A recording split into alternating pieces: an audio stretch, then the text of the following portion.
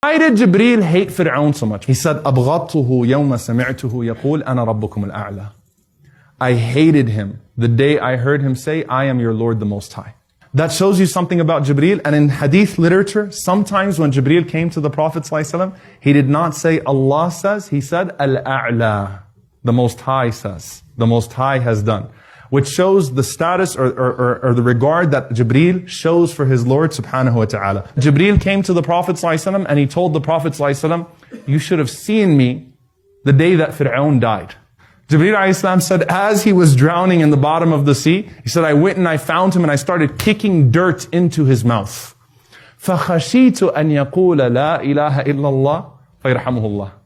Said, because I was afraid that he would say, La ilaha illallah, that he would repent and Allah would have mercy on him. Who knows Allah better than Jibreel?